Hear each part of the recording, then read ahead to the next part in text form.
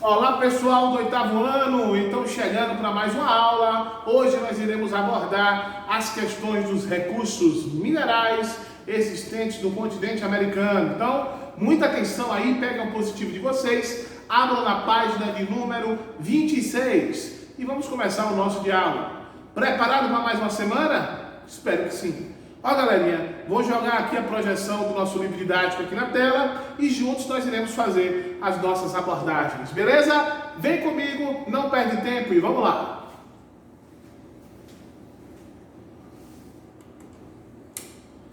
Como prometido, projeção aí na tela, página de número 26, vamos dialogar sobre esses recursos minerais, tanto na América quanto na África, beleza? Ele abre o capítulo aqui com algumas imagens interessantes, né? Por exemplo, o Diamante da Paz, esse aqui, que fica em Nova York, né? Foi vendida pelo governo de Serra Leoa. E aqui do lado eu tenho, em Potosí, na Bolívia, a maior montanha de prata do mundo. Olha que beleza, ó. Olhem bem essa imagem que é muito interessante. Bem, vamos começar aqui nosso diálogo. É importante que vocês entendam que na América nós temos muitos recursos minerais, várias jazidas de ferro, manganês, certo? Temos também ali na região do Planalto Laurentiano, na porção leste do Canadá, temos também nos Montes Apalaches, centro-leste dos Estados Unidos. Deixa eu dar um zoom aqui, só para melhorar. Pronto, agora sim ficou melhor, né? Então, nós temos aqui muitas características interessantes. Vamos lá então. Principais recursos do continente americano. Vamos falar sobre a América do Norte. O Canadá ele é muito forte aí na porção leste do Canadá e também na produção centro-leste dos Estados Unidos. Foram essenciais para a forte produção da indústria nessas áreas. No Canadá, jazidas de outros recursos minerais como gás natural, lá é forte, petróleo, ouro, carvão, cobre, minério de ferro, níquel, urânio, zinco, tudo isso a gente tem em abundância nessa região. A produção de petróleo na América do Norte concentra-se em dois lugares diferentes, certo? No Ártico, próximo ao Alasca, que pertence aos Estados Unidos, e também no Golfo do México. Beleza? Nos Estados Unidos a gente tem uma produção petrolífera baseada no xisto, petróleo de xisto, que gera grande controvérsia porque causa um impacto ambiental muito forte, né? Xisto é como se você fraturasse a rocha ali com água, é a técnica do fracking, e aí você tem um faturamento hidráulico e você tem uma poluição aí por causa dos gases, beleza? Também temos a produção no Golfo do México, que já teve até acidentes, que causou aí problema ambiental muito sério.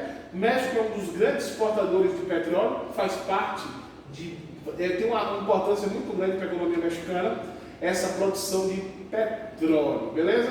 Aí ele diz aqui, ó, já a produção mexicana sempre foi fortemente voltada para vender para os Estados Unidos. A partir de 2010, tem se orientado cada vez mais para os mercados da Ásia e europeu, e que em 2016 importaram juntos mais da metade do petróleo mexicano.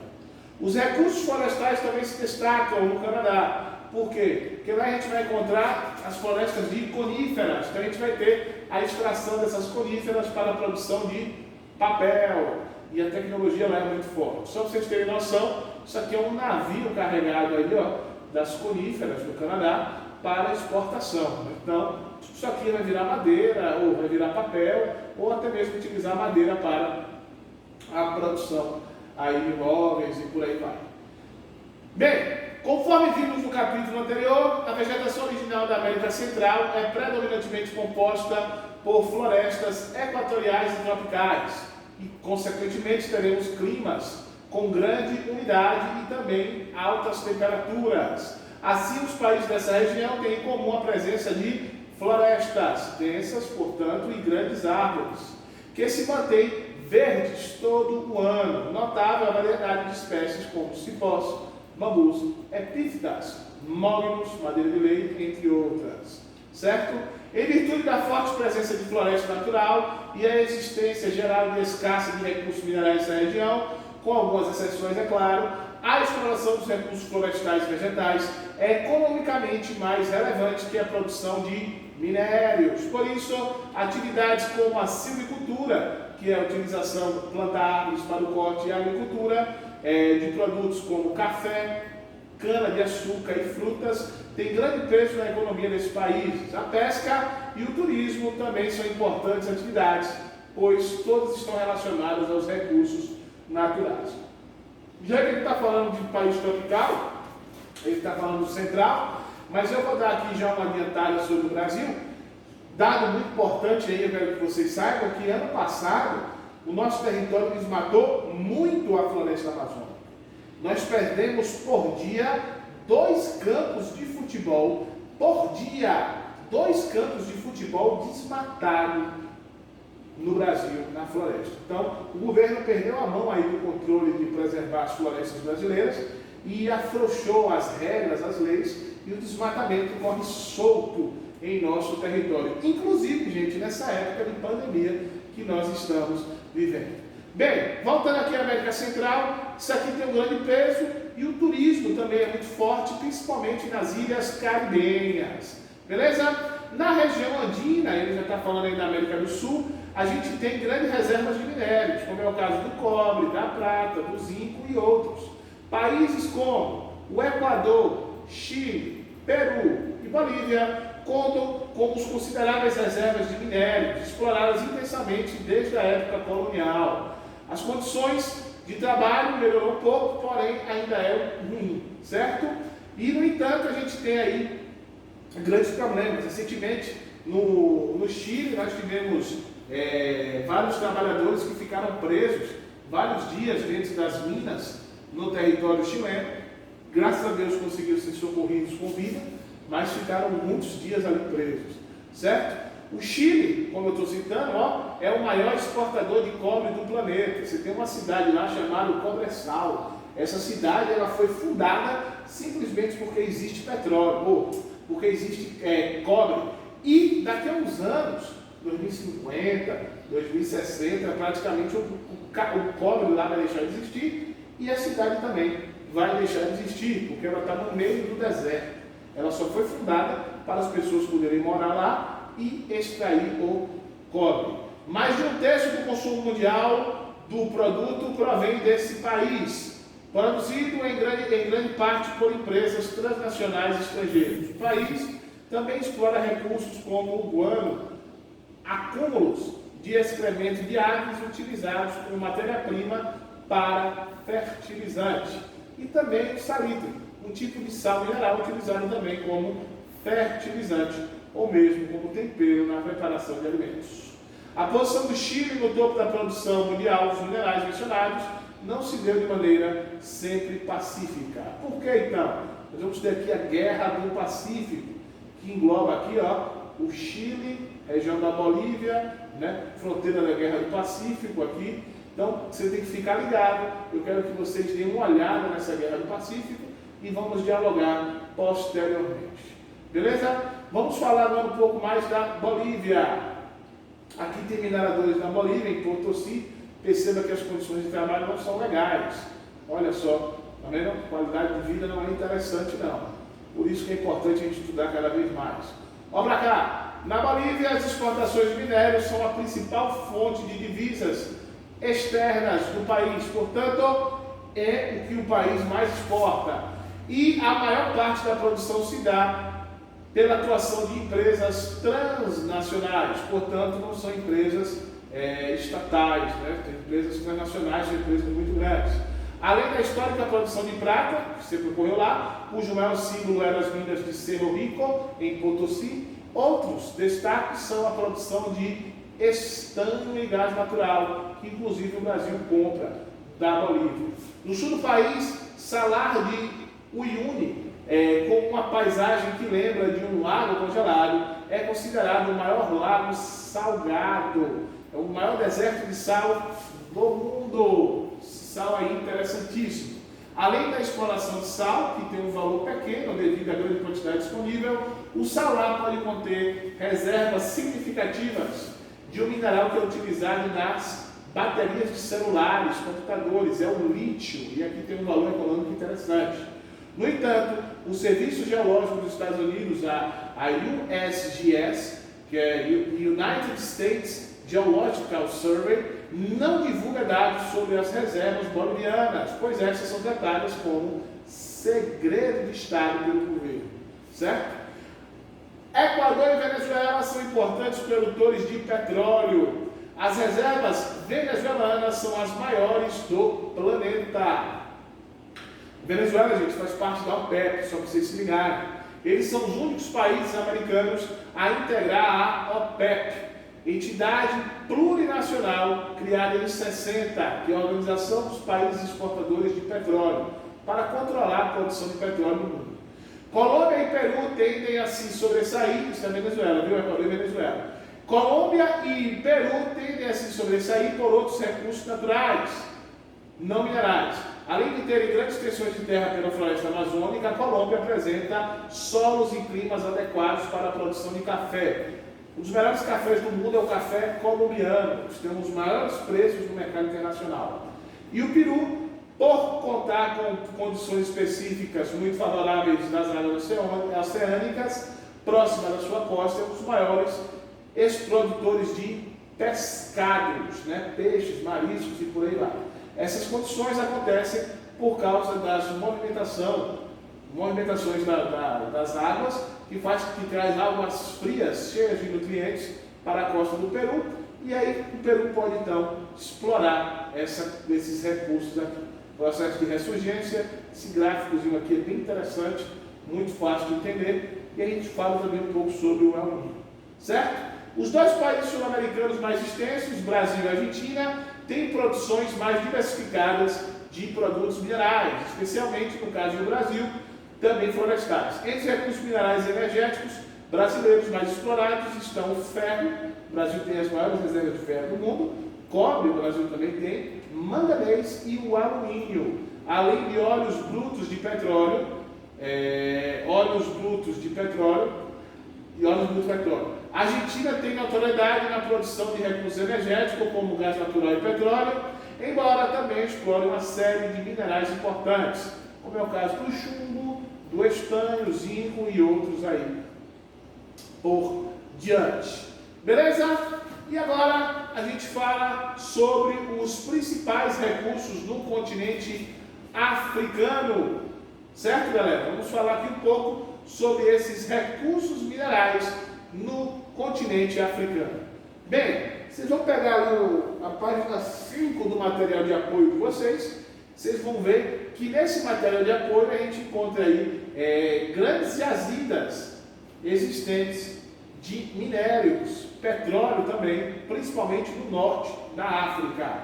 São em sua maioria, esses países, eles são exportadores desses produtos. Seus principais compradores são os Estados Unidos, maiores consumidores mundiais de petróleo, e países europeus, em virtude da proximidade geográfica que facilita a logística de transporte e distribuição. Entretanto, nos últimos anos, assim como tem ocorrido com as exportações mexicanas de petróleo, a produção africana tem se orientado cada vez mais para o mercado chinês. Por quê? Porque a China vem crescendo economicamente nos últimos anos e aí necessita cada vez mais de recursos energéticos, certo?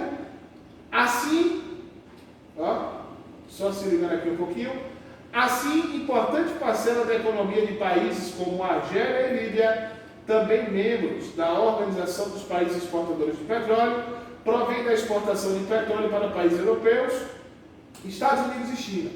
Há também outros grandes produtores de petróleo no continente, especialmente na região ocidental e central, como Angola e Nigéria. Este último se destaca também pelas grandes reservas de urânio, assim como o Níger, Namíbia e Gana. Beleza? E aqui ele vai falar um pouco sobre esse assunto, né? Complexo de exploração de gás de Chileturini, em Las Amenas, região da Argélia. Bem, ainda nessa pegada, gente, nós vamos falar aqui sobre a economia de Gana. Na verdade, aqui é uma atividade que eu quero que vocês façam, vocês vão dar uma lida aqui nesse texto que fala sobre a economia de Gana. E embaixo tem umas questões para ser resolvidas, certo? Algumas questões aqui de 1 a 4 vocês vão resolver. Bem, então o norte da África, já está sabendo com vocês, são fortes na exploração de petróleo, né? Eu citei aí para vocês essas características. É o que o livro vai dizer aqui na página de número 30, certo? Aqui, ó, página 30, é o que ele vai dizer aqui para a gente, ó. Enquanto a região norte da África se sobressai em razão da existência de petróleo, no extremo oposto, ou seja, no sul, a África do Sul conta com exuberantes reservas de ouro. Lá também se encontra carvão mineral, prata e diamante e outras pedras preciosas. A mineração de diamante também ganha notoriedade nos países vizinhos da região meridional. Meridional quer dizer que é ao sul do continente, como Botsuana, Lesoto e Namíbia, são países africanos.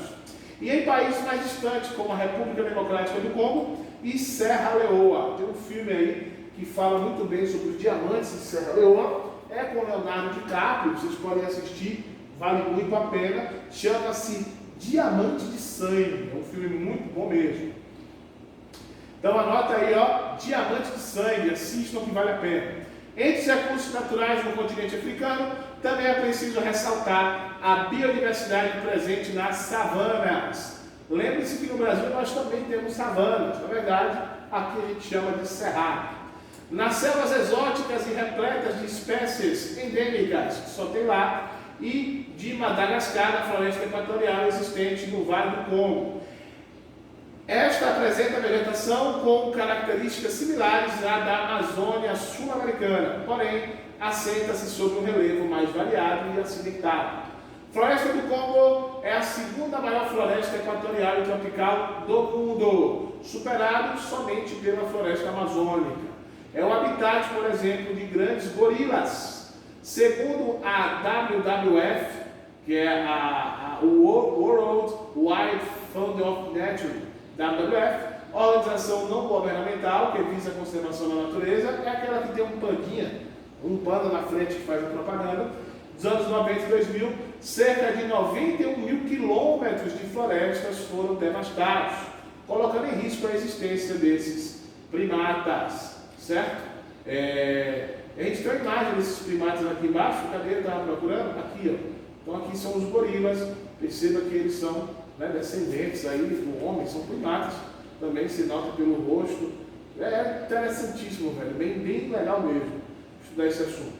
Para se ter uma ideia da dimensão desta área, basta constatar que ela é equivalente aos territórios do Rio de Janeiro e do Espírito Santo somados, né? Aqui é uma imagem da área desmatada para plantar palmeiras, você fazer aí os olhos de palma, né? E aqui os gorilas no Congo aí, que estão em extinção, né? Ameaçados de extinção esses animais, certo?